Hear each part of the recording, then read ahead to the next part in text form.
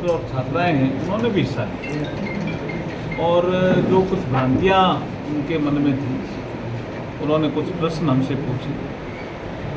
हमने हमारे नॉलेज के अनुसार उनका निराकरण करने का प्रयास किया।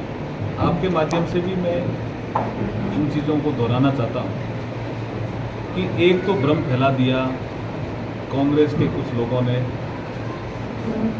और कुछ मुस्लिम समाज के संगठनों ने, कुछ ऐसे संगठन हैं जिन्होंने कि संसद को वक्फ अमेंडमेंट बिल में संशोधन करने का अधिकार ही नहीं था। तो मैंने मीटिंग में भी बताया, आपको भी बता रहा हूँ, 1954 में वक्फ एक्ट में अमेंडमेंट आया,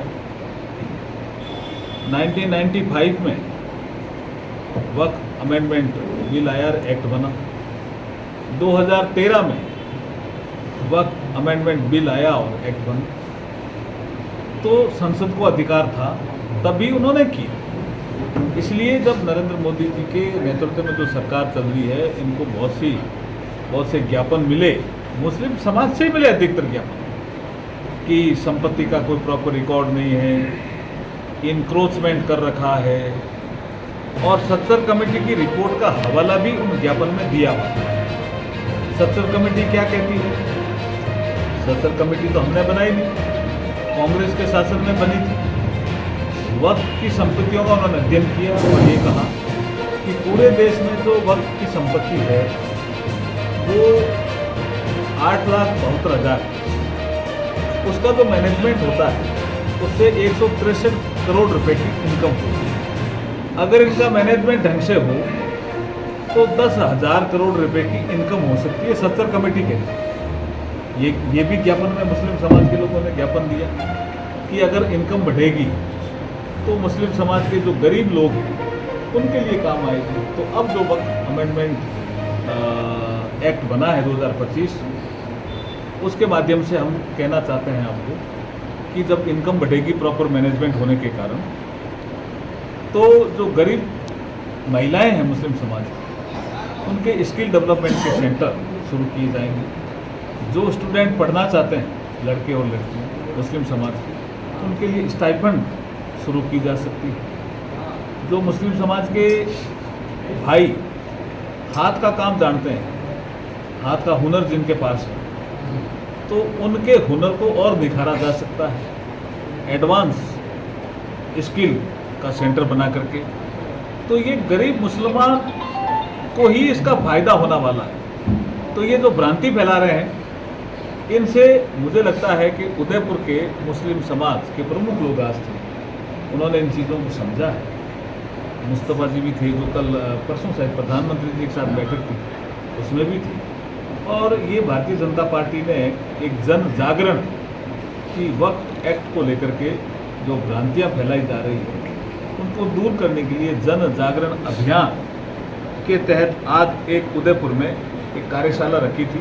उसमें मुझे सम्मिलित होने का अवसर मिला और बहुत अच्छी कार्यशाला हुई। मैं जो भी आयोजक हैं उनको मैं बधाई और शुभकामनाएं देना चाहता हूँ। आपत्ति इसमें मिक्स कर देते हैं कुछ लोग कि शायद धार्मिक भावनाओं में शायद इस वक्त अमेंडमेंट एक्ट के द्वारा हस्तक्षेप, ऐसा नहीं है। जो धार्मिक गतिविधियां हैं वो संविधान के तहत संरक्षित है।